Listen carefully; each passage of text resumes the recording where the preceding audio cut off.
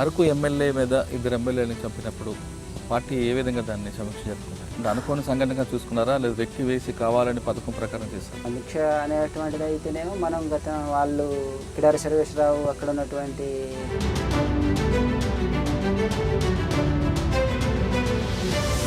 మన దేశంలో పుట్టి విశాఖ మణిలో పెరిగిన అల్లూరు సీతారామరాజు లాంటి పేరును వదిలిపెట్టి ఎక్కడో విదేశాల్లో ఉన్న మావో పేరుని మనం అడాప్ట్ చేసుకోవడం అంటే దాన్ని మనం స్వీకరించమన్నది మీరేమైనా సమ్మతించారా లేదా విభేదించారా? నేను విభేదించడం అనేటువంటిది ఏం జరగలేదు. అంటే అక్కడ కూడా ఏంటిది అంటే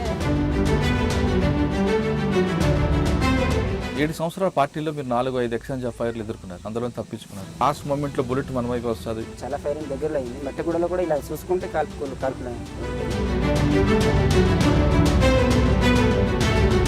మంచి కార్యక్రమం ఉన్న మావోయిస్టు పార్టీలో బహుభార్యం అనేది జరుగుతుందని ఉంది, వాస్తవం అంటారా?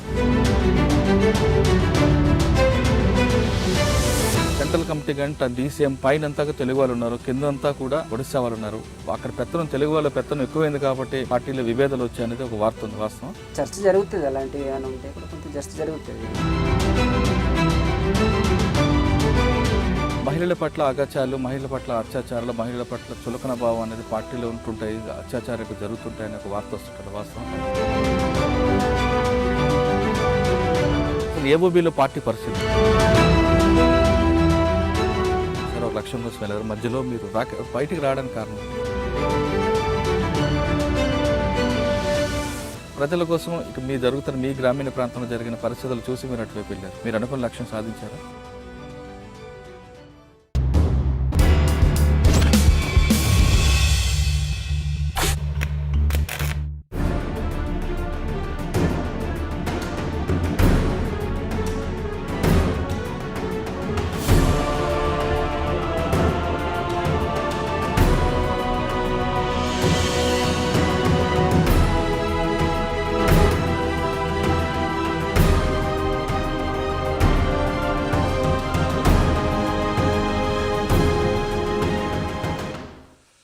Welcome to crime confession.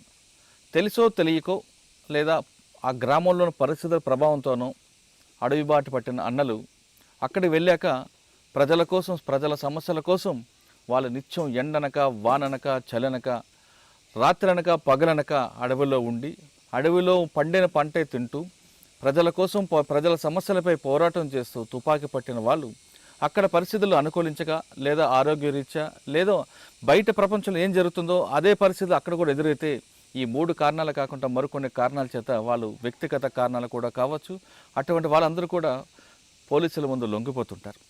అటువంటి లొంగిపోయిన వారిని పరిచయం చేసే ఈ కార్యక్రమంలో ఈ వారం మనం విశాఖపట్నం జిల్లా ఉంచింగుపుట్టిగా పెద్దబయలు ఆ ప్రాంతంలో దళ కమాండర్గా పనిచేసిన ఓ వ్యక్తిని కలవడానికి వచ్చాం. ప్రస్తుతం మనం విశాఖపట్నం జిల్లా ఏఓబి సరిహద్దు ప్రాంతంలో లంబసింగి గ్రామం దాటి ఎర్ర బొమ్మలు అనే గ్రామ పరిసర ప్రాంతంలో ఉన్నాం. ఇది విశాఖపట్నానికి దాదాపు 100 కిలోమీటర్ దూరంలో ఉన్న చిట్టడవి. ఇక్కడ పూర్తిగా గిరిజనులు ఉంటారు. వీళ్ళందరూ కూడా అడవిలో పండే పంట మీద ఆధారపడి వాళ్ళ జీవనం కొనసాగిస్తుంటారు. అటువంటి గ్రామంలో పుట్టిన దళ కమాండర్, మాజీ దళ కమాండర్ చిన్నారావు అలియా సుధీర్ ప్రస్తుతం ఈ వారం మన గెస్ట్. సుధీర్ ఎందుకు అడవివారు పట్టారు, అడవి వాటి పట్టిన తర్వాత అక్కడున్న పరిస్థితులు ఏ విధంగా ఉన్నాయి, ప్రజల సమస్యలపై ఎలాంటి పోరాటం చేశారు, ఎన్నిసార్లు ఎక్స్చేంజ్ ఆఫ్ ఫైర్లు తప్పించుకున్నారు, అంతేకాకుండా రాజ్యంపై పోరాటంతో పార్టీ ఆదేశాల మేరకు ఎన్నిసార్లు అతను పోలీసులపై కానీ, ప్రభుత్వ ఆస్తులపై కానీ, రాజకీయ నాయకులపై కానీ దాడులు చేశారా లేదా, అసలు ఎందుకు ఒక లక్ష్యంతో వెళ్ళిన సుధీర్ తిరిగి ఎందుకు జనజీవన సంస్థలు కలిశారనే విషయాన్ని సుధీర్ని అడిగి తెలుసుకున్నాం. సుధీర్ నమస్తే. నమస్తే. సుధీర్, చూడ్డానికి మంచి కుర్రాడు, చక్కగా ఉన్నావు, కానీ ఏ సమస్యల్లో అంటే ఏ సంవత్సరంలో అక్కడ ఉన్న పరిస్థితులు ఏ సమస్యల ప్రభావంతో అడవిని పట్టారు, అడవిలోకి వెళ్ళిన తర్వాత ఎన్ని సంవత్సరాలు ఉన్నారు, అక్కడ ప్రజల సమస్యలపై మీ పోరాటం ఏ విధంగా కొనసాగింది, ప్రజల సమస్యలపై పోరాటం కోసం వెళ్ళిన మీరు తిరిగి జనజీవన స్రవంతులు కలవడానికి కారణాలు ఏంటి? ఈ ప్రశ్నకు సమాధానం చెప్పే ముందు సుధీర్ అలియాస్ చిన్నారావు బాల్యం, తల్లిదండ్రులు, గ్రామం చెప్పండి. మాదైతేనేమో మొట్టమొదట మా ఊరు నుర్మతి పంచాయతీ వాకపల్లి గ్రామం, విశాఖపట్నం జిల్లా మాది. అక్కడి నుంచి నేను చిన్నప్పటి నుండి నేను చదువుకోవడం అనేటువంటిది చేస్తూ మావోయిస్టు పార్టీలో నేను చిన్నప్పుడే చూశాను. మావోయిస్టు పార్టీని అనేటువంటిది చూడడం అనేటువంటిది జరిగింది అక్కడ. దాని తర్వాత మావోయిస్టులు అనేటువంటి వాళ్ళు అక్కడ ప్రజలు దైనందిన సమస్యలు అనేటువంటివి ఉన్నాయి. దాంతో బాక్సైట్ సమస్య ఉంది, భూమి సమస్య ఉంది. తర్వాత మా చిన్నప్పుడు కూడా చాలా ఫారెస్ట్ వాళ్ళ సమస్య అనేటువంటిది కూడా మేము ఎదుర్కొన్నాం. దాని నుంచి ఈ దోపిడీ సమాజము తర్వాత ఈ దోపిడీ వ్యవస్థ అనేటువంటిది ఇది నిర్మూలన అవ్వాలి అంటే సాయుధ పోరాటమే మార్గం అనేటువంటిది. తర్వాత రాజ్యం ప్రజల మీద ఏ తుపాకీ అయితే వాళ్ళు పట్టుకొని జులుము చలమని చేస్తున్నటువంటిది ఉందో, మనం కూడా తుపాకీ గుట్టం ద్వారానే రాజాధికారం వస్తుంది అనేటువంటి ఉద్దేశంతో అక్కడ వచ్చి మావోయిస్టు పార్టీ మీటింగ్లు చెప్పినాయి.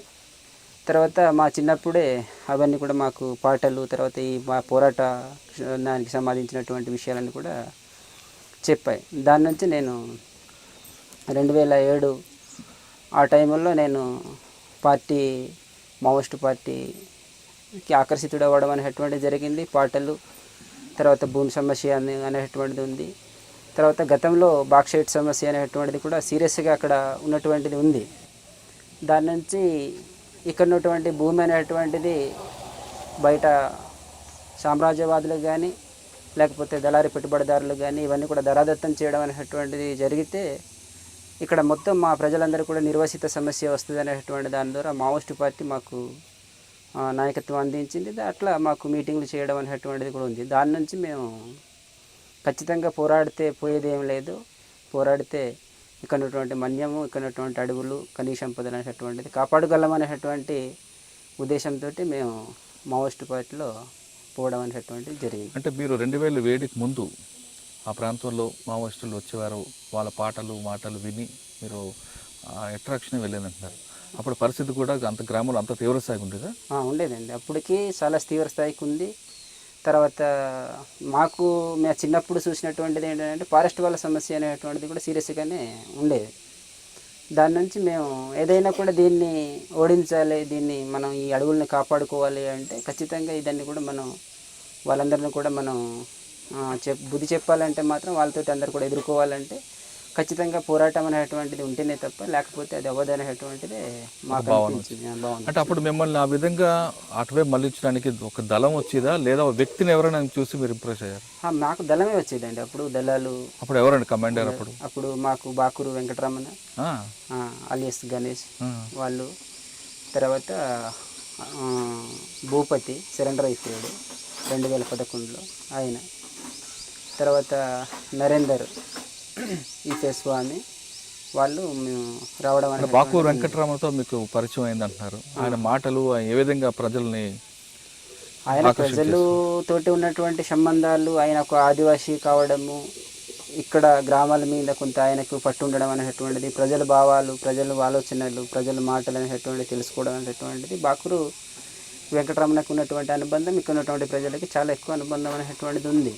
దానికి సంబంధించినటువంటి గౌరవము, అభిమానం అనేటువంటిది కూడా చురుకున్నటువంటి నాయకుడు. అట్లా ఆయన చివరి వరకు కూడా ప్రజల కోసమే పనిచేసి 2016 సెప్టెంబర్లో రామగూడ ఎన్కౌంటర్లో అమరుడవడం అనేటువంటిది జరిగింది. ఇప్పుడు మీరు చెప్తున్న ప్రాంతం అంతా కూడా పెద్దబయలు, ముంచోబుట్టుగా లేదా ఈ అడవి ప్రాంతం అంతా కూడా గిరిజనులు ఎక్కువ బాగా ఎదుర్కొనే సమస్య ఏంటండి? గిరిజనులు ఎదుర్కొన్నటువంటి సమస్యలు అంటే ఇప్పుడు కానీ గతంలో ఎదుర్కొన్నటువంటి సమస్య కానీ అంటే భూమి సమస్య అనేటటువంటిది సీరియస్ సమస్య అనేటువంటిది ఉంది. భూమి చాలామంది ప్రజలకి లేకపోవడం అనేటువంటిది ఉంది. దాంతో వాళ్ళు కొండలు గుట్టలలో చేసి తినడం అనేటువంటిది సీరియస్ సమస్య అనేటువంటిది ఉంది. దాని నుంచి మళ్ళీ AFDC అనేటువంటిది ఫారెస్ట్ వాళ్ళ సమస్య అనేటువంటిది ఉంది. దాని నుంచి కొంత భూమిని చేయలేకపోవడం అనేటువంటిది కూడా కొంత సమస్య అనేటువంటిది ఉంది. దాని నుంచి ప్రజలు ఎక్కువ సమస్య ఎదుర్కొంటున్నటువంటిది భూమి సమస్య ఉంది. సో దాంతో ఇప్పుడు దైనందిన సమస్యలు అనేటువంటిది చూసుకున్నప్పుడైతేనేమో విద్య, వైద్యము, తాగునీరు, సాగునీరు ఇవన్నీ కూడా ఉంటున్నటువంటి సమస్య అనేటువంటిది ఉంది అన్నమాట. అవన్నీ కూడా ఇప్పుడు దాకా కూడా పరిష్కారం అనేటువంటిది లేవు. అవి ఇప్పుడు దాకా కూడా పరిష్కారం అనేటువంటిది జరగట్లేదు. అంటే ప్రజలకి మౌలిక సదుపాయాలు కల్పించడంలో ప్రభుత్వం యొక్క ఉంది, ప్రజలకు ఆ హక్కు ఉంది. అటువంటి మౌలిక సదుపాయాలు ఉన్నాయి అసలు మీ గ్రామాల్లో? ఇప్పుడు కొంత జరుగుతుంది. అంత గతంలో అంటే 2010 2015 వరకు కూడా అంత లేదు. కొంత లోపటి ప్రాంత గ్రామాల్లో, కొంత రోడ్డు ప్రాంతాల గ్రామాల్లో కొంత అభివృద్ధి అనేటువంటిది ఉన్నప్పుడే కూడా లోపటి ప్రాంతాల గ్రామాల్లో రోడ్డు లేకపోవడము, సదుపాయాలు లేకపోవడం అనేటువంటిది, బయట ప్రపంచం అంటే కూడా ఏంటో అనేటువంటి తెలియనటువంటి పరిస్థితి అనేటువంటిది ఇప్పుడు దాకా కూడా కొన్ని గ్రామాల్లో ఉన్నాయి. కాబట్టి ఆ సమస్యతోటి కూడా కొంత ప్రజలు బయటకు రాలేకపోవడం అనేటువంటి దాంతో వైద్యం అంటే ఏంటిది, విద్య అంటే ఏంటిది, ఇప్పుడు కూడా అక్కడ గ్రామాల్లో మూఢనమ్మకాలు అనేటువంటిది ప్రజల దగ్గరికి ఉన్నాయి. అంధవిశ్వాసాలు అనేటువంటివి ఉన్నాయి. వాళ్ళు దేవుళ్ళు దెయ్యాలు అనేటువంటిది నమ్ముకుంటూ దాని మీదే ఆధారపడి బతకడం అనేటువంటిది ఉంది. నాటు వైద్యాన్ని చేసుకోవడం అనేటువంటిది, గురవతనం చేసుకోవడం అనేటువంటిది ఎక్కువగానే అక్కడ ఏజెన్సీలో కనిపించడం అనేటువంటిది ఉంది. వైద్యం అనేటువంటిది ఇప్పుడు మీరు వైజాగ్కి వెళ్ళి కేజెస్లో వెళ్ళి మీరు కనీసంగా మీ వైద్యాన్ని మీరు మెరుగుపరుచుకోవాలనేటువంటి చెప్తే వాళ్ళకి మూఢనమ్మకాలు ఉండి కిడ్నీలు తీసేస్తారు, లేకపోతే ఇవి తీసేస్తారు, అవి తీసేస్తారు, అక్కడ ఎందుకు వెళ్ళాలనేటువంటి సమస్య ఇప్పుడు దాకా కూడా ఏజెన్సీ గ్రామాల్లో ఉంది. ఆ సమస్య అనేటువంటిది అంటే మీరున్న గ్రామాల్లో కానీ చుట్టుపక్కల గ్రామాలకు భూస్వామ్య సమస్య ఉందా? భూస్వామ్య సమస్య అంటే గతంలాగా భూస్వామ్యం అనేటువంటిది ఇప్పుడు లేదు. అంటే ఇప్పుడు అర్ధ భూస్వామ్యం కూడా ఉందా? పోనీ అర్ధ భూస్వామ్యం ఉంది. భారతదేశంలో అర్ధవలస అర్ధ భూస్వామ్య దేశం అనేటువంటిది ఉంది. అది ఉంటుంది కాబట్టి ఇప్పుడు అర్ధవలస అర్ధ భూస్వామ్య దేశం అనేటువంటిది చెప్తున్నాం అన్నమాట. ఇప్పుడు దాకా మనకు పెట్టుబడిదారు దేశంగా మన భారతదేశం అనేటువంటిది మారడం అనేటువంటిది లేదు. అది ఇప్పుడు అందరూ కూడా భూమి మీద ఆధారపడి వ్యవసాయం చేసుకుంటూ బతకడం అనేటువంటిది ఉంది. ఏ పెట్టుబడిదారు వ్యవస్థ వచ్చి కంపెనీల దగ్గరికి వెళ్ళి వాళ్ళు పనిచేస్తున్నటువంటిది అయితే లేదు. ప్రజలందరూ కూడా భూమిని వ్యవసాయం చేసుకుంటూ ఉత్పత్తి చేయడం అనేటువంటిది ఎక్కువ ఉంది. 2004లో చర్చలు జరిగాయి. చర్చలకు ముందు నక్స్ పీపుల్స్ వార్ అనే పార్టీ మావోయిస్ట్ పార్టీలో కలవడం, పేరు మావోయిస్ట్ పార్టీగా మారింది. ఆ విషయం మీకు తెలుసు కదా? తెలుసు. ఓకే, మరి మన దేశంలో పుట్టి విశాఖ మణిలో పెరిగిన అల్లూరు సీతారామరాజు లాంటి పేరును వదిలిపెట్టి ఎక్కడో విదేశాల్లో ఉన్న మావో పేరుని మనం అడాప్ట్ చేసుకోవడం, అంటే దాన్ని మనం స్వీకరించడం మీరేమైనా సమ్మతించారా లేదా విభేదించారా? విభేదించడము అంటే మావోజం అనేటువంటిది అల్లూరు సీతారామరాజు మన మన్యం కోసం పోరాడడం అనేటువంటిది జరిగింది. అది ఇక్కడ అల్లూరు సీతారామరాజు ఉన్నారు, కొమరం భీమ్ లాంటి నాయకులు ఉంటుండగా వాళ్ళ పేర్లు కాకుండా విదేశాల్లో ఉన్న పేరు తీసుకొచ్చి మనం ఆ పార్టీకి అనుగుణంగా వెళ్ళడం, మావోయిస్ట్ పార్టీకి అనుగుణంగా వెళ్ళడం, ఆ పేరును వాడుకోవడం అనేది కొంతమంది మీలాంటి వాళ్ళు విభేదించారు. మీరు దానికి సమ్మతించారా? మీరు కూడా విభేదించారా? మేము విభేదించడం అనేటువంటిది ఏం జరగలేదు. అంటే అక్కడ కూడా ఏంటిది అంటే మావో అంటే అక్కడ వ్యవసాయిక దేశం, అది అంటే అర్ధవలస అర్ధ భూస్వామ్య దేశం. అక్కడ మావో నాయకత్వంలోని వర్గ పోరాటం జరిగి అక్కడ గెలిచింది. ఆ దేశంలో నాయకుడిని వాళ్ళు పెట్టుకున్నారు. కానీ మన దేశంలో మనకు కూడా మన్నిలో వీరులు ఉన్నారు కదా, మనకి ఉన్నారు. వీళ్ళదాన్ని కూడా పెట్టుకున్నది. ఇప్పుడు ఏంటిదంటే మన్యం పితృసేన అనేటువంటిది, తర్వాత బిర్షముండా అని చెప్పేసి వర్షంలోని, తర్వాత లక్ష్మణ్ నాయక్ అని చెప్పేసి ఇలాంటివి కొంత పెట్టుకోవడం అనేటువంటిది మిలిషియా నిర్మాణాలు పెట్టినప్పుడు, సంఘ నిర్మాణాలు పెట్టినప్పుడు ఇవన్నీ కూడా పెట్టుకోవడం అనేటువంటిది జరిగింది. ఈ పేరు మార్పిడి మీద పార్టీలు ఎప్పుడైనా చర్చ వచ్చిందా? పేరు మార్పిడి మీద పార్టీ అంటే అది పైన ఏమన్నా సెంట్రల్ కమిటీ అది నిర్ణయం తీసుకోవాలి. మీ వ్యక్తిగత విషయానికి వస్తారు. 2007లో మీరు పార్టీలకు వెళ్ళారు. పూర్తి స్థాయిలో పార్టీలు వెళ్ళినప్పుడు ఎక్కడెక్కడ పనిచేశారు, ఏమేమి చేశారు? మేము 2007లో పూర్తిగా పోవడం అనేటువంటి జరగలేదు. మధ్యలో అరెస్ట్ అయిపోయి మళ్ళీ బయటకు వచ్చి. ఎక్కడ దొరికారు మీరు అప్పుడు? మేము పాడేరులో దొరికాను. ఏ విధంగా, ఎందుకోసం పారాడారు? పాడేరులో మేము యాక్షన్ కోసం వచ్చాము. అక్కడ జూలియర్ షాపు రెడ్డి అనేటువంటి ఆయన, అక్కడ యాక్షన్కి వచ్చాము. జూలియర్ షాప్ యాక్షన్ కూడా అయింది. యాక్షన్ అయిన తర్వాత దొరికి అరెస్ట్ అయ్యి. యాక్షన్ ఎలా, ఏం చేశారు? యాక్షన్ అంటే మామూలుగా అది చంపడం అనేటువంటిది ఉంటుంది. యాక్షన్ అనేటువంటిది. బంగారు షాపు అనే వ్యక్తిని ఎందుకు? రెక్కి పర్పస్లో వచ్చాము మేము అక్కడికి. ఆయన తెలుగుదేశం నాయకుడు, ప్రజల్ని కూడా చాలా మోసం చేయడం అనేటువంటిది ఉంది. దాని నుంచి మేము అక్కడికి రావడం అనేటువంటిది జరిగింది. యాక్షన్ కూడా జరిగింది. మళ్ళీ వచ్చి అరెస్ట్ అవ్వడం అనేటువంటిది కూడా జరిగింది. ఓకే, అరెస్ట్ అయిన తర్వాత ఎంతకాలం మీరు వైజాగ్ జైల్లో ఉన్నారు? సంవత్సర కాలం ఉన్నామండి. 2008లో అరెస్ట్ అయ్యి 2009 ఫిబ్రవరి 10వ తారీఖులో మేము బయటకు వచ్చాము. ఓకే, మీరు జైల్లో ఉన్నప్పుడు పార్టీ ఏమైనా మీకు అనుకూలంగా ప్రకటన ఇచ్చిందా? ప్రకటనలు అంటే మేమేమి మాకేమి ఇవ్వలేదు. మేము చిన్న స్థాయి ఎందుకోసం చేసింది అని కనీసం ప్రకటన ఇవ్వలేదా? ప్రకటనలు అయితే ఏమి ఇవ్వలేదు మాకు. జైల్లో ఉన్నప్పుడు మీ జీవితం ఏ విధంగా కొనసాగింది? జైల్లో ఉన్నప్పుడు మీ అమ్మగారు, మీ నాన్నగారు ఎవరైనా కలవడానికి వచ్చారా మీకు? మాకు కలవడానికి వచ్చేవాళ్ళు మా ఫ్యామిలీస్, తర్వాత మాకు సంబంధించినటువంటి కుటుంబాలన్నీ కూడా రావడం అనేటువంటిది అయితే చేశారు. అంటే మీరు అజ్ఞాతలోకి వెళ్తున్నప్పుడు కానీ పార్టీలోకి వెళ్తున్నప్పుడు కానీ లేదా జైల్లోకి వెళ్తున్నప్పుడు మీ తల్లిదండ్రులు ఎవరు వెళ్ళొద్దు అని చెప్పడం జరిగిందా? చెప్తారండి, ఎవరైనా వెళ్ళొద్దు. అది అంటే మనం అక్కడ పోరాటానికి వెళ్తున్నామంటే ఏదో ఒక రోజు చనిపోవడం అనేటువంటిది ఉంటుంది అనేటువంటిది ఉంది. అమ్మ నాన్నలు మీరు వెళ్ళొద్దు అనేటువంటిది అయితే ఉంది. కానీ అది మనం అక్కడ సిద్ధాంతాన్ని, తర్వాత అక్కడ రాజకీయాలని, ప్రజల్లో జరుగుతున్నటువంటి అన్యాయాన్ని ఇవన్నీ కూడా చూసినప్పుడు ఇవన్నీ ఎందుకు జరుగుతున్నాయి అసలు, ఇవన్నీ కూడా పోరాటం ద్వారానే పోతాయి అనేటువంటిది నాకున్నటువంటిది. దాని నుంచి నేను అమ్మ నాన్న చెప్పినా కూడా వినకుండా నేను అజ్ఞాతంలోకి వెళ్ళడం. అంటే సాధారణంగా మనం కన్న తల్లిదండ్రులకి ఎక్కువగా ప్రాధాన్యత ఇస్తాం. వాళ్ళని కష్టపెట్టి మనం మిగతా కన్న తల్లుల కోసం, ప్రజల కోసం, వాళ్ళ సమస్యల మీద పోరాటం చేయడం ఎంతవరకు సమంజసం అంటే ఉంటుంది. ఇప్పుడు అమ్మ నాన్నలు మనల్ని కన్న వాళ్ళు అనేటువంటిది ఉంటుంది. అక్కడ మనం పోరాటానికి వెళ్ళే ముందు అంటే అంటే రక్త సంబంధం కన్నా కూడా వర్గ సంబంధమే మిన్న అనేటువంటి పదం ఏదైతే ఉందో దాన్నే మేము ఆచరించడం అనేటువంటిది అయితే ఉంది. తల్లిదండ్రి మనకు కన్నటువంటి వాళ్ళకి బాధ ఉంటుంది, ఏదైనా కన్నవాడు వెళ్ళిపోయాడు అనేటువంటిది ఉన్నప్పుడు కూడా మేము రక్త సంబంధం కన్నా వర్గ సంబంధం మిన్న అనేటువంటిది మేము ఎక్కువగా నమ్ముతారు. ఆ లైన్లో మీరు ఎంచుకున్నారు. ఓకే, 2009లో అరెస్ట్ అయ్యారు, బయటకు వచ్చి ఉంటారు. వచ్చిన తర్వాత మళ్ళీ మీరు అజ్ఞాతంలో వెళ్ళడం కారణం ఏంటి? మేము అజ్ఞాతంలోకి వెళ్ళడం కారణము అనేటువంటిది అయితే మా గ్రామాల్లో కూడా చాలా భూమి సమస్య అనేటువంటిది ఉంది. తర్వాత పెత్తందరి సమస్య అనేటువంటిది కూడా సీరియస్గానే ఉంది. దాన్ని మనం ఏ రకంగా మాట్లాడినా, అక్కడ ఏ స్థితిలో మాట్లాడినా కూడా పెత్తందరి సమస్య అనేటువంటిది అయితే గ్రామాల్లో సీరియస్గానే ఉందన్నమాట. దాని నుంచి వాళ్ళు వెనక్కి తగ్గే పరిస్థితి అనేటువంటిది లేదు. ప్రజల్ని ఇంకా మోసగించడం అనేటువంటిది ఉంది. చిన్న చిన్న సమస్యలు వచ్చినా కూడా వాళ్ళు ఎక్కువ డబ్బుల రూపంలో తీసుకొని తగులు పరిష్కారం చేయడం అనేటువంటివి ఉన్నాయి. దాని నుంచి ఇవన్నీ కూడా పరిష్కారం కావు. ఇలాంటివన్నీ కూడా పరిష్కారం అవ్వడం అనేటువంటిది మనం ఖచ్చితంగా పోరాట ధోరణి అవుతుంది అనేటువంటిది ఆలోచించామన్నమాట. ఆలోచించి మళ్ళీ మేము 2013 చివరిలో మేము దళాలకు పోవడం అనేటువంటిది జరిగింది. నేను 2012, 2011లో ఉన్న సమయంలోనే పార్టీ కొన్ని భూమి సమస్యలను కూడా అక్కడ పరిష్కారం చేసింది అనమాట. చాలామంది పేదవాళ్ళు కోండ్రు, తర్వాత కింద జాముగూడ, జడుగూడ, కజరుగూడ, తర్వాత అవన్నీ కూడా ఇంచుమించుగా ఒక 120-130 కుటుంబాలకి భూమి సమస్యని పరిష్కారం చేసింది. అవి మా కళ్ళారా చూసాము. తర్వాత మేము కూడా అక్కడ భూ పంపకాలు చేసినప్పుడు పోవడం అనేటువంటిది జరిగింది. దాని నుంచి కూడా పార్టీ వాస్తవంగా ప్రజల సమస్యలను పట్టించుకొని పోరాడుతున్నటువంటిది మావోయిజం అనేటువంటిది మాకు అర్థమై, ఏదైనా కూడా ఈ సమస్యలు పరిష్కారం కావాలంటే పోరాట మార్గమే కరెక్ట్ అనేటువంటి దాన్ని ఎంచుకుని మేము మళ్ళీ ఆ భూముల పంపకాలు చూసినటువంటి తర్వాత కూడా పోవడం అనేటువంటిది జరిగిందనమాట. జైలు నుంచి బయటకు వచ్చిన తర్వాత మీకు మరొకసారి కేసు పెట్టడానికి కానీ ఎవరు, లేదంటే పార్టీ వాళ్ళు ఎవరైనా వచ్చారా, పోలీసులు వచ్చారా? ఎవరు రాకపోతే మీరు ఇంటికి వెళ్ళిపోయారు? ఎవరు రాలేదండి. మళ్ళీ మేము జైలు నుంచి బయటకు వచ్చిన తర్వాత మాకు ఇబ్బంది పెట్టడం కానీ, పిలవడం కానీ ఇలాంటివి అయితే ఏం లేదు. అంటే 2013లో మరొకసారి మీరు అప్పుడు కూడా బాకూరు వెంకటరమణ అలియాస్ గణేష్ ఉన్నాడు, అప్పుడు ఆయనే కలిసారా? ఆయన తర్వాత మాకు చలపతి. ఎవరండి? చలపతి గారు. ఓకే. అప్పటి నుంచి మీ కార్యక్రమాలు ఏం చేశారండి? అప్పటి నుంచి అయితే మేము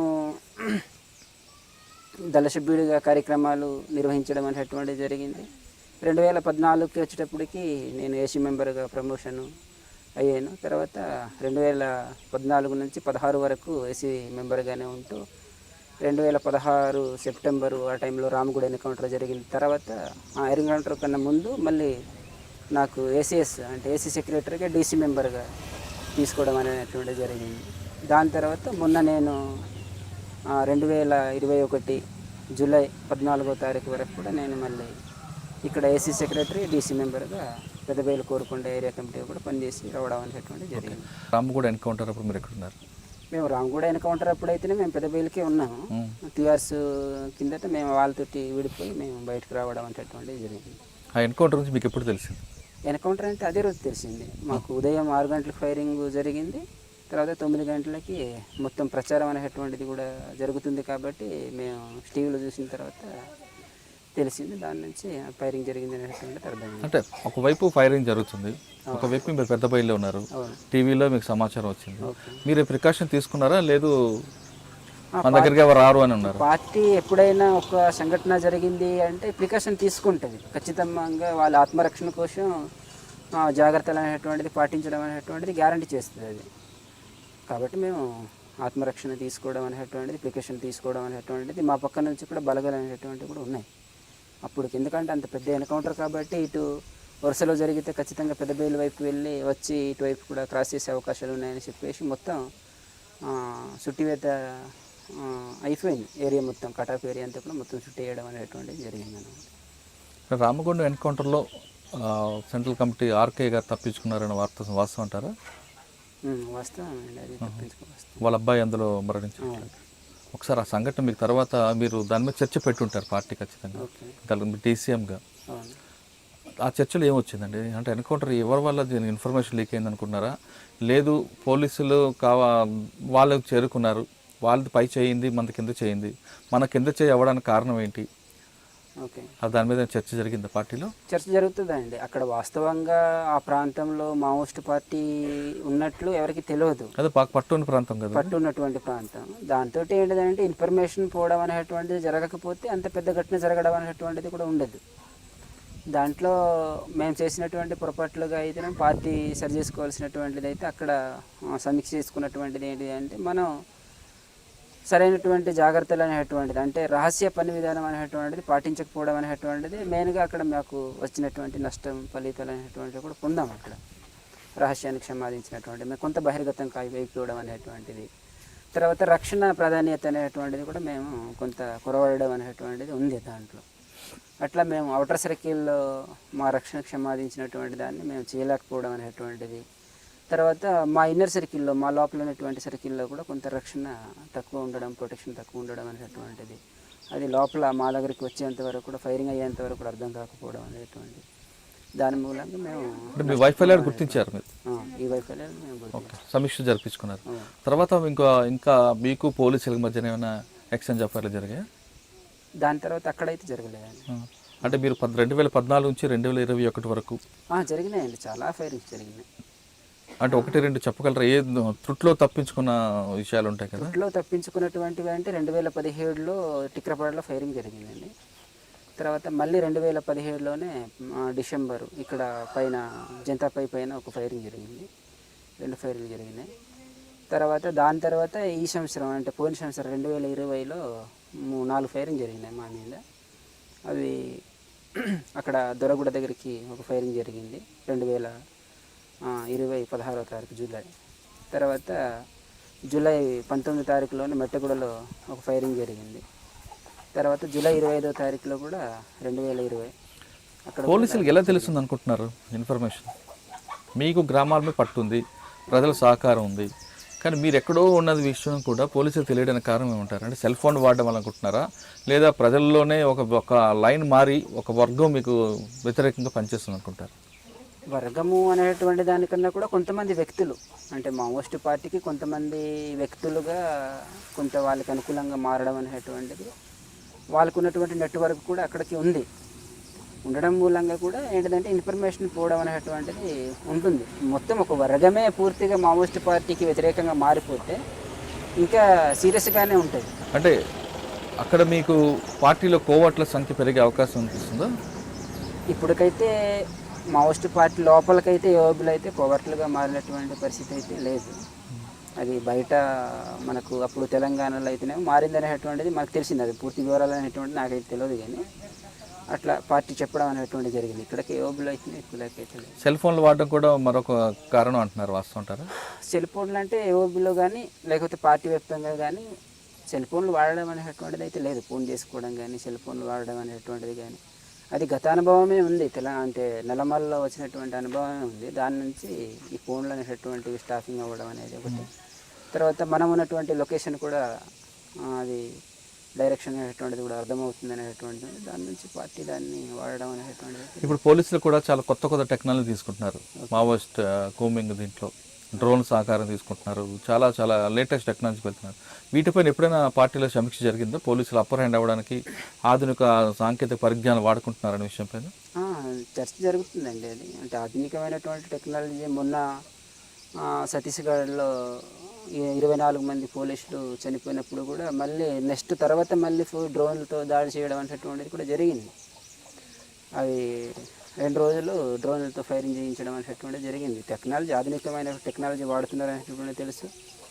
తర్వాత బోర్డర్ సెక్యూరిటీ ఫోర్స్ని కూడా మన్యంలో కూడా దింపి యుద్ధం చేయించడం అనేటటువంటిది కూడా వారు కొనసాగుతుంది అనేటటువంటిది కూడా పార్టీ అంటే గమనిస్తుంది. పోలీసులు టెక్నాలజీ వాడుతూ మన ఉనికిని కనుక్కొని మనపై దాడి చేస్తున్న విషయాన్ని పార్టీ సమీక్షించినప్పుడు ఆ టెక్నాలజీని అప్పర్ హ్యాండ్ అంటే టెక్నాలజీ కన్నా ముందు పోలీసుల దగ్గర ఉన్న టెక్నాలజీ కన్నా మావోయిస్టు పార్టీకి ఇంకా పై చేరడానికి ఏమైనా ఆలోచన చేశారా? పార్టీ అది మన సెంట్రల్ కమిటీ ఆలోచిస్తుంది. అది సెంట్రల్ అంటే కమిటీ సెంట్రల్ కమిటీ నిర్ణయం తీసుకున్నా మీ వరకు వచ్చాయా? రాలేదండి, మా వరకు అయితే రాలేదు. అయితే ఏదైనా కూడా ప్రధానంగా అక్కడ రహస్య పని విధానం అనేటువంటిది పాటించడం అనేటువంటిది ఉంటే పార్టీ మనుగడ అనేటువంటిది కొనసాగలుగుతుంది. కాబట్టి వాళ్ళు ఏ టెక్నాలజీని వాళ్ళు ఉపయోగించినా కూడా రహస్యమే మెయిన్, అక్కడ రహస్యం మెయిన్. తర్వాత ప్రజలు మద్దతుని కూడా కట్టుకోవడం అనేటువంటిది మావోయిస్ట్ పార్టీ చేసుకోవడం అనేటువంటిది ఉంటే, ఇన్ఫర్మార్ నెట్వర్క్ అనేటువంటిది లేకపోతే మనుగడ అనేటువంటిది కొనసాగలుగుతుంది. లేదంటే ఇన్ఫర్మార్ మెయిన్గా ఏ డ్రోనులు ఏ సహకారం తీసుకున్నా కూడా అక్కడ అంత కాంక్రీట్గా చెప్పేటటువంటి వాళ్ళు లేకపోతే అది జరగని పని. అది డ్రోన్ అంటే పైనుంచి వస్తుంది, కెమెరాలు ఇంత పెద్ద అడవుల్లో కెమెరాలు అంత కింద వరకు పనిచేయదు. కాబట్టి అక్కడ ఉన్నటువంటి నెట్వర్క్ దాని ద్వారానే పార్టీ మనుగడ దెబ్బతినడం అనేటువంటిది. అదే ఏ నెట్వర్క్ మీకు దెబ్బ కొడుతుంది? గ్రామాల్లో ఉన్నటువంటి ఇన్ఫర్మార్ నెట్వర్కే దెబ్బ కొడుతుంది పార్టీ. ఇంకా ఆ విషయం మనం కాసేపు పక్కన పెడితే దాని గురించి తర్వాత మాట్లాడదాం. 7 సంవత్సరాల పార్టీలో మీరు 4-5 ఎక్స్చేంజ్ ఆఫ్ ఫైర్లు ఎదుర్కొన్నారు, అందులో తప్పించుకున్నారు, 4-5 చెప్పారు. అందులో బాగా మీకు గుర్తుండిపోయే సంఘటన చెప్పండి. అంటే ఇంకా లాస్ట్ మూమెంట్లో బుల్లెట్ మన వైపు వస్తుంది, ఇంకా మనం అనుకున్న సంఘటనలు అలాంటివి అయితే ఈ పోయిన సంవత్సరం చాలా దగ్గరలో ఎదురెదురుగా, అంటే మేము చాలా ఫైరింగ్ దగ్గరలో అయింది. మట్టగూడలో కూడా ఇలా చూసుకుంటే కాల్పులటువంటిది. తర్వాత అక్కడ డొలంబ అని చెప్పేసి అక్కడ కూడా మేము దగ్గరలోనే, చాలా దగ్గర అంటే క్లోజ్ రేంజ్లో, చాలా క్లోజ్ రేంజ్లో అక్కడ కూడా. తర్వాత దగుడుపల్లిలో కూడా మాకు వాకపల్లి అబ్బాయి దయా అని చెప్పి చనిపోయాడు అనమాట. అది కూడా మేము అంటే ఒక 5 మీటర్ల దూరంలోనే ఫైరింగ్ జరిగింది. మరి మీరు ఎలా మిస్ అయ్యారు అందులో? ఫస్ట్ మేము ఫైరింగ్ ఓపెనింగ్ అనేటువంటిది ప్రతి ఫైరింగ్లో మేము చేసాం కాబట్టి మాది 5 సై అయింది, వాళ్ళది కింద సై అయింది. కాబట్టి కొంత వాళ్ళు ఆగడం అనేటువంటిది జరిగింది. దాని నుంచి మేము ఫైర్ చేసి బయటకు వెళ్ళడం అనేటువంటిది జరిగింది. అంటే 4-5 ఎక్స్చేంజ్ ఆఫ్ ఫైర్లో మీరు తప్పించుకున్నారు. అదేవిధంగా ఈ 7 సంవత్సరాల్లో మీరు దాడులు చేసిన లేదా మీరు రెక్కి వేద్దామని అటువంటివి ఏమైనా ఉన్నాయా? అలాంటివి ఏం లేవు. రెక్కి వేద్దామని కానీ లేదంటే దాడులు చేద్దామని కానీ? దాడులు చేద్దామనేటువంటిది కూడా లేదు ఇప్పుడు. ఎందుకంటే పార్టీ చాలా గడ్డు పరిస్థితిని ఎదుర్కొంటుంది, హాట్ పరిస్థితిలో ఉంది. దాని నుంచి దాడులు చేయడం అనేటువంటిది ఇప్పుడే అంత లేదు. అందుకని అది ఇప్పుడు అంత చేసేటటువంటి పరిస్థితి అనేటువంటిది అయితే లేదు. అది దేశవ్యాప్తంగా ఉన్నటువంటి పార్టీ కూడా గడ్డు పరిస్థితిని ఎదుర్కొంటుంది. అది పార్టీ దేశవ్యాప్తంగా ఉన్నటువంటి మిలిటరీని ఏం చేయాలనేటువంటిది అది సెంట్రల్ కమిటీ ఆలోచించాలి. కానీ మనకు అయితే అంటే గతంలో లాగా యాక్షన్ టీమ్స్ అన్నది లేదు ఇప్పుడు. అంటే యాక్షన్ టీమ్స్ లేవండి, ఏఓబులో అయితే యాక్షన్ టీమ్స్ లేవు. తర్వాత అసలు దినచర్య ఏ విధంగా ఉంటుందండి? దినచర్య అంటే ఇప్పుడు ఏఓబులో ఉన్నటువంటి కండిషన్ అనేటువంటి దినచర్య అని మనం చెప్పలేము.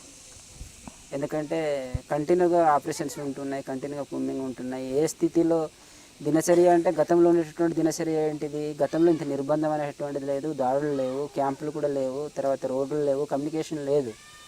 కాబట్టి అప్పుడు ఎట్లా ఉండేది దినచర్య అంటే, మనం ఖచ్చితంగా ఉదయం లేవడం, బ్రష్ దొడ్లోకి వెళ్ళడం, లేకపోతే అక్కడ నుంచి వచ్చిన తర్వాత బ్రష్లు చేసుకోవడము, లేకపోతే మళ్ళీ రోల్ కాల్ చేసుకోవడము, తర్వాత రోల్ కాల్ తర్వాత ఎక్సర్సైజ్ చేయడము, ఎక్సర్సైజ్ అయిన తర్వాత టిఫిన్ వెపన్స్ మనం శుభ్రం చేసుకోవడము, ఇవి ఉండేవి. ఇప్పుడైతే అలాంటి పరిస్థితి అనేది రాజకీయ క్లాసులు అంటే అప్పుడప్పుడు ఉంటున్నాయి. అంటే మనకు సంవత్సరానికి 2 సార్లు 3 సార్లు అనేటువంటిది జరుగుతుంది, కానీ మనం కంటిన్యూగా చేయలేకపోతున్నాం అనమాట రాజకీయ క్లాసులు అనేవి. ఇప్పుడున్నటువంటి కండిషన్ మొత్తం మారిపోయింది. ఏఓబులో ఉన్నటువంటి కండిషన్ మొత్తం చాలా సీరియస్గా క్యాంపులు పెట్టారు. తర్వాత ఇటు ఆంధ్ర వర్ష మొత్తం 2 వైపుల నుంచి కూడా జాయింట్ ఆపరేషన్స్ అనేటువంటి జరుగుతున్నాయి. దాని నుంచి మనం ఇలాంటి కార్యక్రమాలు కూడా చేపట్టలేనటువంటి పరిస్థితి అనేది ఉంటుంది. అంటే ఇప్పుడున్న పరిస్థితుల్లో ఆ ఉనికిని కాపాడుకోవడమే కష్టంగా ఉందా? ఉనికిని కాపాడుకోవడం అనేటువంటిది కష్టతరంగానే కొంత ఉంది. అయినా కొంత మనం రహస్యాలు అనేటువంటిది పాటించిన తర్వాత అయితే ఉంటుంది.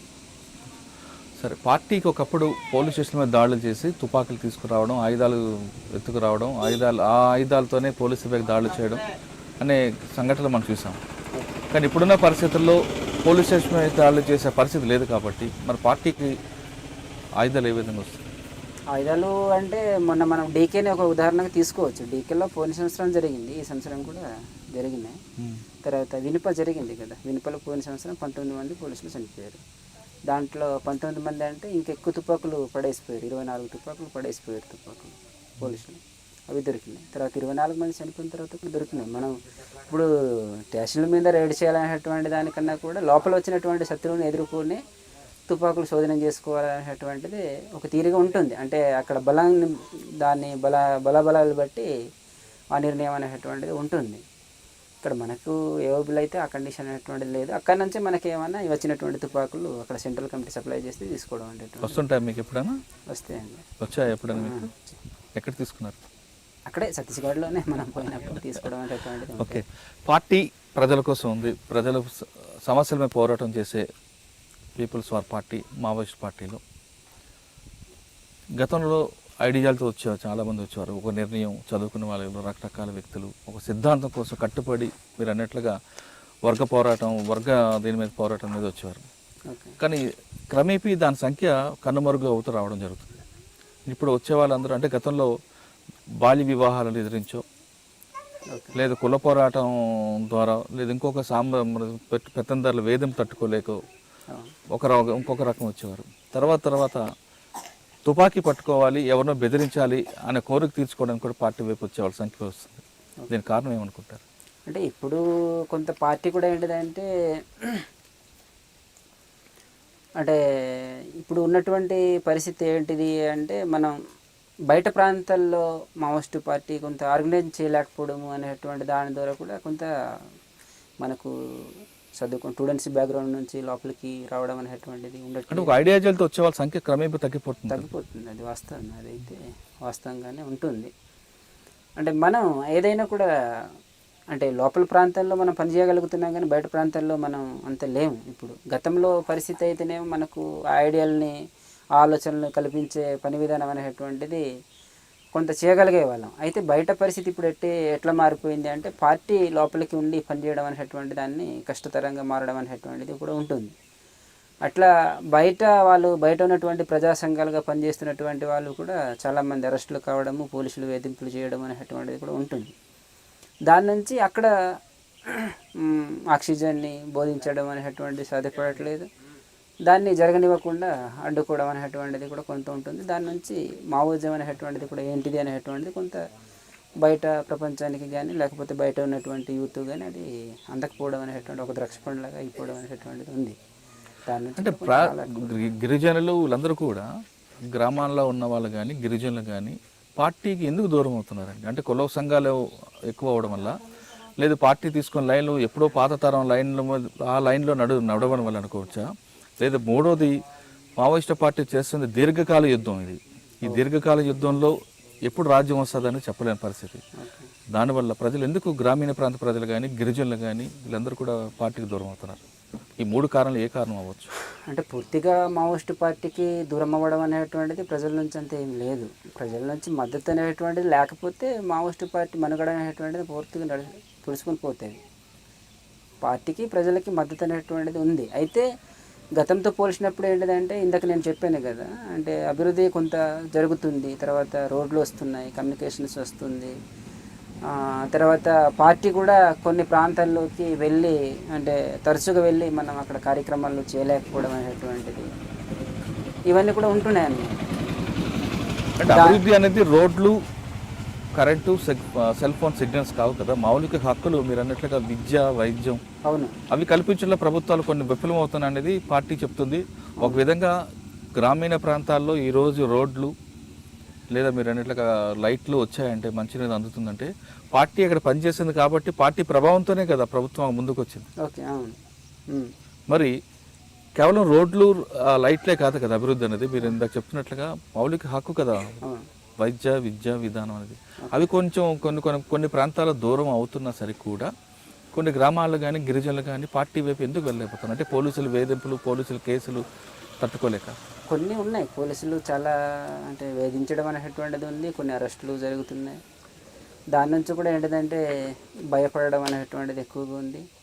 అట్లా కొంత మరి కేసులు కదా, మరి ఎందుకు ఇవన్నీ కూడా అనేటువంటిది ప్రతి విషయం కూడా కొంత పోలీసులు కూడా అర్థమవుతుంది. దాని నుంచి కూడా వాళ్ళు వెనక ముందు అవ్వడం అనేటువంటిది ఉందన్నమాట అన్ని గ్రామాల్లో కూడా అంటే అంతేకాకుండా ఎక్కువ శాతం చెప్పేది పోలీసులు ఏమంటారంటే మావోయిస్ట్ పార్టీ అనేది దీర్ఘకాల యుద్ధంలో వస్తుంది. దీర్ఘకాల యుద్ధం ద్వారా రాజ్యం సాధించడం కష్టం కాబట్టి ఇంకా జీవితాలంతా కూడా తరతరాలుగా పార్టీ కోసం అంకితం చేయడం కరెక్ట్ కాదని కొంతమంది గ్రామాల్లో ఉన్న ప్రజలు మా పార్టీకి దూరం అవుతున్నారు అనేది ఒక వాదన ఉంది. వాస్తవా కాదా? అది వాస్తవం కాదండి. ప్రజలు మాది పోరాటం కాదు అనేటువంటిది ఉంటే పార్టీ ఎప్పుడు ఓడిపోతుంది. అది కొంత ఎందుకంటే పార్టీలో కొంతమంది ఇప్పుడు ఏంటిదంటే గ్రామాల్లో కూడా రెండు రకాల అయినటువంటి సెక్షన్ ఉంటుంది. అంటే కొంత ప్రభుత్వ సంస్కరణల్లో లబ్ధి పొందుతున్నటువంటి వాళ్ళు పార్టీకి దూరం అవ్వడం అనేటువంటిది ఉంది. తర్వాత ప్రభుత్వం నుంచి కొంత అంటే ప్రజలు కొంతమంది అణచివేతకు గురవుతున్నటువంటి వాళ్ళు పార్టీకి దగ్గర అవ్వడం అనేటువంటిది ఉంది. అంటే రెండు సెక్షన్స్ ఉన్నాయి కాబట్టి పార్టీ ఉందంట. పార్టీ ఉంది. ఓకే. ఇక మీరు ఉన్న కాలంలో ప్రజల కోసం ఇక మీ జరుగుతున్న మీ గ్రామీణ ప్రాంతంలో జరిగిన పరిస్థితులు చూసి మీరు అటువైపు వెళ్ళారు. ఓకే. మీరు అనుకున్న లక్ష్యం సాధించారా? లక్ష్యము అంటే మేము చివరి వరకు పూర్తిగా పనిచేసి ఉంటే అది లక్ష్యం అనేటువంటిది మనం ఇంతకు చెప్పుకున్న విధంగా దీర్ఘకాలిక ప్రజాయుద్ధం అంటున్నాం కాబట్టి లక్ష్యం ఇప్పుడే నెరవేరదు. అది తర్వాత నేను పోయి కూడా అక్కడ పూర్తికాలంగా నేను ఉండలేక బయటకు రావడం అనేది నాకున్నటువంటి సమస్యల ద్వారా నేను బయటకు రావడం అనేటువంటి జరిగింది కాబట్టి లక్ష్యం అది నెరవేరినట్టు కాదు. అది ఓకే. ఒక గతంలో పార్టీలో ఒక చిన్న వాదన వచ్చింది. వాదన ఏంటంటే అంటే వాదన అని కూడా కాదు, పార్టీలు ఎవరైతే పనిచేస్తున్నారో గిరిజనులు ఎవరైతే ఉన్నారో పార్టీ ఎక్కడైతే ఉందో పార్టీ చుట్టుపక్కల ఉన్న గిరిజన గ్రామాల్లో ఉన్న వాళ్ళకి పార్టీ కోసం పనిచేస్తున్న వాళ్ళకి ప్రతీ నెల ఒక ఆదాయం సమకూర్చాలి. పార్టీ ఫండ్ నుండి ఒక 1000 రూపాయలు 2000 రూపాయలు ఖచ్చితంగా ఇవ్వాలి అనేది ఒక ప్రతిపాదన వచ్చింది. ఆ ప్రతిపాదన ఎప్పుడో చర్చలోకి వచ్చిందా? ప్రజలు పండుగ ఇవ్వాలని ప్రజలు ఒక పార్టీ కోసం పనిచేస్తున్న మిలిషియన్స్ కానీ కొరియర్స్ కానీ వాళ్ళకి అలాంటివి ఏం లేవండి. అలాంటివి ఏమి పార్టీ ఎలా చేయాలనేటువంటిది చెప్పదు. ఆయన ఏమన్నా నేను స్వచ్ఛందంగా నేను ప్రజల కోసం పనిచేయాలి అనుకుంటేనే అక్కడికి రావాలి. కానీ నాకు ప్రజల దగ్గర నుంచి నాకు ఫండ్ వసూలు చేసి నాకు ఇవ్వాలి, లేకపోతే నాకు ఉద్యోగం రావాలి, జీతం రావాలి అనేటువంటి దాంతో వస్తే పార్టీ అక్కడ వాళ్ళు తీసుకోవడం అనేటువంటిది ఉండదు. అలాంటి పార్టీ వ్యతిరేకిస్తుంది. అలాంటివి ఏం చేయాలి. మహిళల పట్ల పార్టీకి చాలా గౌరవం ఉంటుంది. అవును. స్త్రీలు బాల్య వివాహాల నుంచి తప్పించుకొని పార్టీలకు వచ్చిన వాళ్ళకి పార్టీ వాళ్ళపై సానుభూతి చూపిస్తుంది. వాళ్ళకి రాజకీయ తరగతి నేర్పుతుంది. వాళ్ళు ఒక జ్ఞానం చెప్పి వాళ్ళు చేస్తున్న మంచి కార్యక్రమం తీసుకొస్తుంది. అంతేకాకుండా పార్టీలో ఎవరికైనా వాళ్ళు ఇష్టపడితేనే వాళ్ళతో తిరిగి వివాహం చేస్తుంటారు. అంత మంచి కార్యక్రమం ఉన్న మావోయిస్ట్ పార్టీలో బహుభార్యం అనేది జరుగుతుందని ఉంది. వాస్తవం అంటారా? పార్టీలో లేదు, బయటకి వెళ్ళిపోయేటటువంటి వాళ్ళు తీసుకెళ్ళిపోవడం అనేటువంటిది ఉంటుంది. కానీ పార్టీలో బహుభార్యత్వం అనేటువంటి దానికైతే అంటే బయట భార్య ఉంటారు, పార్టీలో ఇంకో భార్య. అట్లా పార్టీ అసలు దాన్ని ఒప్పుకోదు. అట్లా ఏమన్నా వాళ్ళు ఏమైనా బయటకు వెళ్ళిపోతా అంటే ఇలాంటి కార్యక్రమాలు జరిగినప్పుడు మేము బయటకు వెళ్ళిపోతాము అనేటువంటి ఉద్దేశంతో ఏమైనా ఉంటే అలాంటి పట్టుకెళ్ళిపోవడం అనేటువంటిది ఉంటాయి. కానీ పార్టీలో బహుభార్యత్వాన్ని కొనసాగించడం అంటే బహుభార్యత పార్టీలో కాకపోయినా ఒక భార్య గ్రామాల్లో పిల్లలు చూసుకుంటే పార్టీలో ఉన్న దళ సభ్యురాలతో మరొక పెళ్లి చేసుకుని ఉండడం అనేది బహుభార్యం అంటారు కదా? అట్లా లేదండి. అట్లా అక్కడ కొనసాగించారు. వెళ్ళిపోతే బయటకు అటువంటి సంఘటన జరిగితే వాళ్ళ మీద పార్టీ చర్య తీసుకుంటారు. గ్యారంటీ. ఎవరినైనా ఇప్పుడు వాడు సెంట్రల్ కమిటీ అయినా కింద వాళ్ళని డిమోషన్ చేసేయడం అనేటువంటిది ఉంటుంది. అచ్చా. తర్వాత మహిళల పట్ల అగత్యాలు, మహిళల పట్ల అత్యాచారాలు, మహిళల పట్ల చులకన భావం అనేది పార్టీలో ఉంటుంటాయి, అత్యాచారాలు జరుగుతుంటాయని ఒక వార్త వస్తుంటుంది. వాస్తవం కాదు? వాస్తవం కాదండి. తప్పుడు ఎవడు ప్రచారం చేస్తున్నాడు అది. అట్లా నిజంగా పార్టీలో మహిళలకి కొంత ప్రజాస్వామ్యం అని ఉంది, స్వేచ్ఛ ఉంది, అక్కడ మాట్లాడే హక్కు ఉంది, అట్లా ఉంది. కానీ అక్కడ మన అత్యాచారాలు చేయడం అనేటువంటిది మావోయిస్ట్ పార్టీలు అసలు జరగదు. అంటే లైంగిక వేధింపులు కానీ అలాంటివి కూడా ఏమన్నా. సరే, మీరున్న కార్యక్రమం చేశారు, ఒక లక్ష్యం కోసం వెళ్ళారు, మధ్యలో మీరు బయటికి రావడానికి కారణం ఏంటి? మాకు బయటకు రావడానికి గల కారణాలు అంటే ఇక్కడ బయటికి మీరు వచ్చే కార్యక్రమం ముందు ఇంకొక వాదన ప్రజల్లో పోలీసులు తీసుకొచ్చారా లేదా ప్రభుత్వం తీసుకొచ్చిందో తెలియదు, కానీ ఒక వాదన ఉంది. మీరున్న ఏఓబీలో సెంట్రల్ కమిటీ గంట డీసీఎం పైనంతా తెలుగు వాళ్ళు ఉన్నారు, కిందంతా కూడా ఒడిశా వాళ్ళు ఉన్నారు. అక్కడ పెత్తనం తెలుగు వాళ్ళ పెత్తనం ఎక్కువైంది కాబట్టి పార్టీలో విభేదాలు వచ్చాయనేది ఒక వార్త ఉంది. వాస్తవం? అది అట్లా ఏం లేదండి. కొంత అక్కడ చర్చ జరుగుతుంది. అలాంటివి ఏమైనా ఉంటే కూడా కొంత చర్చ జరుగుతుంది. అయితే కొన్ని దాంట్లో ఉంటాయి కొంతమంది అంటే మాట్లాడేటువంటి తీరులో అర్థం చేసుకునేటువంటి దాంట్లో కూడా చాలా సమస్యలు ఉంటాయి. వాళ్ళు బయట నుంచి వచ్చినటువంటి వాళ్ళ లాంగ్వేజ్ వేరుగా ఉంటుంది, లోపల ఉన్నటువంటి వాళ్ళ లాంగ్వేజ్ కూడా కొంత వేరుగానే ఉండడం అనేటువంటిది ఉంటుంది. దాని నుంచి కొంత ఇబ్బంది పడడం అనేటువంటిది పార్టీలో ఉంటుంది. అట్లా కొన్ని ఉన్నాయి. మేము బయటకు రావడానికి గల కారణాలు అంటే మాకు ఇంట్లో ఉన్నటువంటి సమస్యలు అనేటువంటి కొన్ని ఉన్నాయి. నాకు అన్నదమ్ములు 2 ఉన్నారు, వాళ్ళు చనిపోయారు. వాళ్ళ పిల్లల్ని పెంచేటటువంటి బర్డెన్ అనేటువంటిది కూడా అమ్మ నాన్న మీద పడిపోవడం అనేటువంటి దాంతో నేను ఏదైనా బయటకు వెళ్ళిపోతే బాగుంటుందని చెప్పేసి నేను నిర్ణయించుకొని బయటకు రావడం అనేటువంటిది జరిగింది. ఆ విషయం పార్టీకి చెప్పారా? పార్టీ తెలుసు, పార్టీకి నేను చెప్పలేదు. పార్టీ చెప్పినా కూడా మరి ఉన్నటువంటి దాంట్లో ఇక్కడ లోకల్గా ఉన్నటువంటి దాంట్లో మేమే ఉన్నాము కాబట్టి పార్టీ ఎవరిష్టం వాళ్ళది. నాకు వెళ్ళిపోతాననే అంటే కూడా వెళ్ళిపోమనేటువంటిది చెప్పేదేమో, కానీ నేను పార్టీకి చెప్పకుండా బయటకు రావడం అనేటువంటిది జరిగిందన్నమాట. అంటే పార్టీలో అరుణక్క యొక్క వేధింపులు ఉంటాయి, అరుణక్క చాలా కోపం, అరుణక్కను వేధింపులు తట్టుకోలేక కొంతమంది పార్టీకి దూరం అవుతున్నారని మరొక వాదన ఉంది. అందులో వాస్తవం ఉందా లేదు? ఇది కూడా కొంత ఉంది అరుణ నుంచి ఆ సమస్య అనేటువంటిది అయితే. అంటే ఏ విధంగా ఆవిడ వేధిస్తారండి? వేధించడము అనేటువంటిది అయితే ఆమె కొన్ని పార్టీ పాలసీలు లేకపోతే పార్టీ పద్ధతులకి విరుద్ధంగా ఉన్నప్పుడు కొన్నిసార్లు రియాక్ట్గా మాట్లాడడం అనేటువంటిది ఉంటుంది. దాని నుంచి కొన్ని ఇబ్బంది పడడం అనేటువంటిది ఉంటుంది. దాని నుంచి కూడా ఇది ఎందుకు మనం పనిచేయాలనేటువంటిది కూడా కొన్నిసార్లు అనిపించింది. మీకు ఎప్పుడైనా ఎదురుపడ్డారు అరుణక్కతో వాదన? అది ఉందండి. దాని నుంచి కూడా కొన్ని మేము బ్యాక్ రావడం అనేటువంటిది కూడా జరిగింది. అది కూడా మీ కారణం. సార్, ఈ పార్టీలో విభేదాలు వచ్చినప్పుడు సెంట్రల్ కమిటీకి పంపడం, స్టేట్ కమిటీకి సెంట్రల్కి పంపించి ఆ విభేదాలు పరిష్కరించుకోవాలి, కానీ ఈ విధంగా పార్టీ నుంచి బయటకు రావడం అనేది ఉంది. పార్టీలో సెంట్రల్ కమిటీలో ప్రజాస్వామ్యంగా మనం చర్చించుకోవడం అనేటువంటిది ఉంటుంది. అది విమర్శ రూపంలోనే లేకపోతే వాళ్ళ ఆత్మవిమర్శ రూపంలోనే ఉండడం అనేటువంటిది ఉంది. అయితే అదే బలమైనటువంటి కారణంగా కాదు. నేను అరుణ సమస్యతో నేను బయట వచ్చినటువంటి బలమైనటువంటి కారణం కాదు. నాకు ఇంట్లో ఉన్నటువంటి ప్రాబ్లం మూలంగానే నేను బయటకు రావడం అనేటువంటి. మీరు వ్యక్తిగతంగా ఉన్న పనుల మీద మీరు బయటకు వచ్చారు, కానీ పార్టీలో అటువంటి సంఘటన జరిగినప్పుడు మీకన్నా పై వ్యక్తి మీద మీరు కంప్లైంట్ చేసినప్పుడు క్రమశిక్షణ చర్య తీసుకునే అవకాశం ఉంటుందా? వాళ్ళు అదే తీరులో వాళ్ళ పద్ధతులు అనేటువంటిది ఉంటుంది అంటే తీసుకుంటుంది వాళ్ళ మీద క్రమశిక్షణ చర్యలు అనేటువంటిది తీసుకుంటే 1-2 వల్ల 3-4 వల్ల వీళ్ళు నష్టపోవడం అనేటువంటిది ఉంటుంది, వీళ్ళు వేధింపుల వల్ల వీళ్ళు సమస్య అవుతుంది అనేటువంటిది ఉంటే ఖచ్చితంగా తీసుకుంటారు. అటువంటి సంఘటనలు గుర్తున్నాయి మీకు? సంఘటనలు అనేటువంటిది అయితే నాకు గుర్తులేదు, కాకపోతే తీసుకుంటారు. అసలు ఏఓబీలో పార్టీ పరిస్థితి ఏంటండి? ఇప్పుడున్నటువంటి పరిస్థితి అయితే ఏఓబీలో హార్ట్ పరిస్థితిని ఎదుర్కొంటుంది పార్టీ. ఇప్పుడు రిక్రూట్మెంట్ అనేటువంటిది అయితే ఏఓబీలో లేదు. తర్వాత డీకే నుంచి కొంతమందిని మనం తీసుకురావడం అనేటువంటిది జరుగుతుంది. చాలా సీరియస్గానే అది సెట్ బ్యాక్ గురవ్వడం అనేటువంటిది అయితే పార్టీ ఉంది ఏఓబీలో. దాన్ని ఇంకా మళ్ళీ పార్టీ దాన్ని ఏం చేయాలి ఏంటిది అనేటువంటిది పార్టీ తీసుకునేటువంటి కార్యక్రమం వల్ల ముందుకు పోవడం అనేటువంటిది ఉంటుంది. అరకు ఎమ్మెల్యే మీద 2 ఎమ్మెల్యేలను చంపినప్పుడు పార్టీ ఏ విధంగా దాన్ని సమీక్ష జరుపుకుందండి? అంటే అనుకోని సంఘటనగా చూసుకున్నారా, లేదా వెక్కి వేసి కావాలని పథకం ప్రకారం చేశారు? అది మనకు పూర్తి వివరాలు అనేటువంటిది అయితే అది మనకు తెలియదు. అక్కడ ఉన్నటువంటి సమీక్ష జరిపినప్పుడు మీకు వార్తలు వస్తాయి కదా. సమీక్ష అనేటువంటిది అయితేనేమో మనం వాళ్ళు కిడారి సర్వేశ్వరరావు అక్కడ ఉన్నటువంటి గూడాకూరికి సంపాదించినటువంటి దాన్ని ప్రజలు వద్దంటే కూడా ఆయన బలవంతంగా చేస్తున్నాడు అనేటువంటిది ఉంది. దాని నుంచి పార్టీ ముందుగానే ఆయనని 3-4 నెలల ముందుగానే రెక్కి నిర్వహించడం అనేటువంటి చేశారు. అక్కడ ప్రజలు మద్దతు ఇవ్వడం అనేటువంటి చేశారు. మెయిన్గా ప్రజల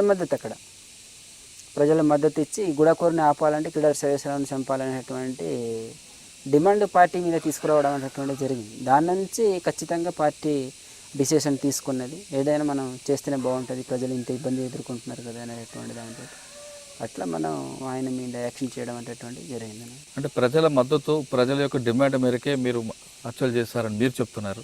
అంటే మీరు పాల్గొనకపోయినా పార్టీ సమాచారం మీరు చెప్తున్నారు, కానీ పోలీసుల వాదన మరొకలాగుంది.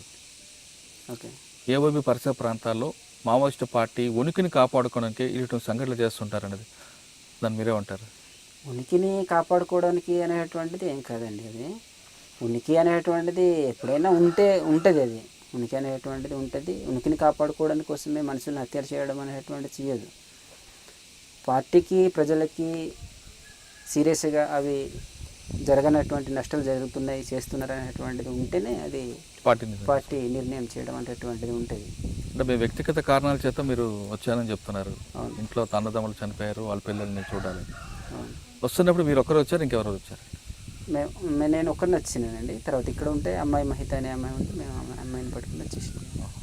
వచ్చిన తర్వాత మీ జీవన విధానం ఏదైనా కొనసాగుతుంది? మా జీవన విధానం అంటే ఇప్పటికైతే నేను చెప్పలేను, ఎందుకంటే మేము రావడం మొన్న వచ్చాను. మేము ఎక్కడ ఉంటాం అనేటువంటిది నిర్దిష్టంగా చెప్పలేను. అంటే ప్రభుత్వ పరంగా మీకు అన్ని అందాయా? ప్రభుత్వ పరంగా అంటే మాకు ఇప్పుడు దాకా అయితే ఏమి అందలేదు. అవి రివార్డులు అనేటువంటిది అవి లాస్ట్ ఎట్లా ఉంటాయి అనేటువంటిది నేను ఇప్పుడు చెప్పలేను.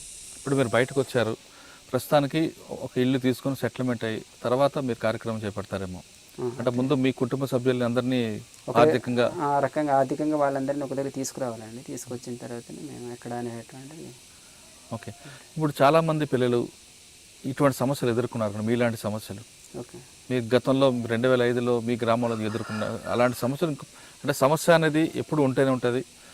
ఆ సమస్య ఇంకొక రూపంలో వెళ్తుంటుంది. ఓకే. అటువంటి రూపంలో ఎదుర్కొన్న సమస్యలు ఎదుర్కొన్న యువకులు ఎవరు కూడా పార్టీలకు వెళ్ళాలంటే మీరు ఏమంటారు? అది వాళ్ళ ఇష్టం అండి. మనం వెళ్ళమంటారా వద్దంటారా? మనం చెప్పలేము, అది వాళ్ళ ఇష్టం. మరి వాళ్ళు డిసైడ్ చేసుకోవాలి. అది మనం వెళ్ళమన్నాలా వద్దనాలా అనేటువంటి మనం చెప్పలేము. అక్కడ ఉన్నటువంటి వాళ్ళకి ఇంకే సమస్యలు ఎదుర్కొంటున్నాయి, ఇంకా అంతకన్నా సీరియస్ సమస్యలు ఎదుర్కొంటున్నాయి అంటే కూడా వెళ్తారు. నాకు మనం చెప్పలేము. అంటే అందులోంచి వచ్చిన సబ్జెక్టుగా మీ సమాచారం ఏంటి, మీరు ఇచ్చే మెసేజ్? మేము మెసేజ్ అనేటువంటిది ఏమి ఇవ్వలేమండి వాళ్ళకి. వాళ్ళకి ఇష్టం, వాళ్ళ కోరిక అది మనం చెప్ప. అంటే అందులో కష్టాలు నష్టాలు చూసారు కాబట్టి మీరు చెప్పొచ్చు కదా అని. ఉంటాయి కష్టాలు నష్టాలు అనేటువంటిది మేము చెప్పవలసినటువంటివి అనేటువంటిది మేము చెప్తాం. కానీ వాళ్ళ ఇష్టాన్ని మనం ఆపలేం కదా. సార్ చివరిగా చెప్పండి, మీ లక్ష్యం ఏంటండి? మా లక్ష్యము అంటే ఇప్పుడు పార్టీని మరొకసారి బలోపేతం చేద్దామన్నా లేదా ప్రజాస్వామ్యబద్ధంగా సమస్యల పరిష్కారానికి కృషి చేద్దామన్నా? నేను ఇప్పుడు బయటకు వచ్చేసానండి. పార్టీని బలోపేతం చేయడం అనేటువంటి నేను చేయలేను. నేను ఇక్కడ వచ్చాను కాబట్టి నేను ఇప్పుడు జనజీవన స్రవంతిలోకి వచ్చిన తర్వాత ప్రజాస్వామ్యబద్ధంగా నేను ఉండి పనిచేయడం అనేటువంటిది ఉంటుంది. కానీ నేను అక్కడ వెళ్ళి తుపాకు పట్టుకుని పోరాటం చేసేటువంటి అంటే నేను చేయలేను. అంటే మీరు బయటకు వచ్చిన తర్వాత ప్రెస్లో ఇచ్చిన స్టేట్మెంట్కి పార్టీ కొంచెం ఆగ్రహంగా ఉందనే వార్త ఉంది, దాన్ని ఏమంటారు? పార్టీ మాట్లాడుతుందండి, అవన్నీ కూడా మాట్లాడితే మేము కూడా మాట్లాడాం కదా కొంత పార్టీలో ఉన్నటువంటి సమస్యల మీద, కాబట్టి మాట్లాడాము. అచ్చా, అంటే మీరైతే ఇకపై పార్టీ వైపు వెళ్ళి అడుగులు వేసే అవకాశం లేదండి? లేదండి. ఇప్పుడు మీకు అలాంటి సమస్యలు మరొకసారి ముందు మీ ప్రశాంత జీవితం కొనసాగిద్దామని వచ్చారు, మీ కుటుంబాన్ని ఒక గార్డెన్గా బలోపేతం చేద్దామని వచ్చారు.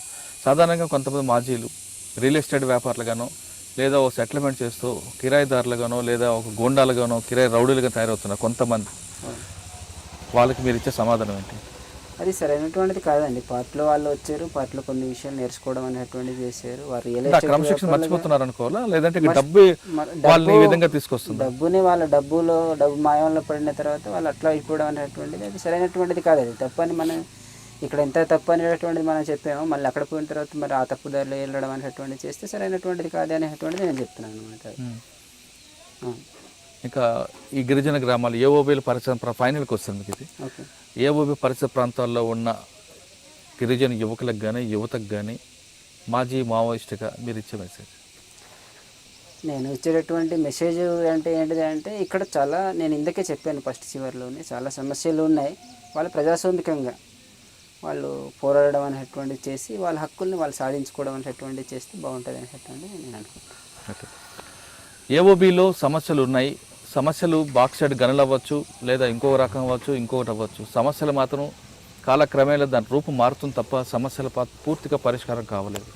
ఇక్కడ మౌలిక సదుపాయాలు పూర్తిగా నిర్లక్ష్యంగా చేస్తున్న విషయం చాలా స్పష్టంగా తెలుస్తుంది. అయితే ప్రజల సమస్యల పరిష్కారానికి తిరిగి పార్టీ వైపు తుపాకీ పట్టుకునే అవసరం లేదు, ప్రజాస్వామ్యబద్ధంగా మన సమస్య పరిష్కరించుకోవచ్చు అంటున్నారు చిన్నారావు అలియాస్ సుధీర్, మాజీ డీసీఎం కమిటీ ఆయన. ఇది వారం సుధీర్తో ఎక్స్క్లూజివ్ ఇంటర్వ్యూ. వచ్చే వారం మరో గెస్ట్తో మళ్ళీ కలుద్దాం. అంతవరకు నమస్కారం. మీరు చూస్తున్నారు ఐ డ్రీమ్ న్యూస్ని. Please subscribe I dreams. For more videos, subscribe. I Dream. Please subscribe for more videos. I dream. I dream. For more videos, Subscribe, I dream. Please subscribe. Subscribe I dream channel. Do subscribe. I dream. I dream ఛానల్ని subscribe చేయండి. Do watch I dream.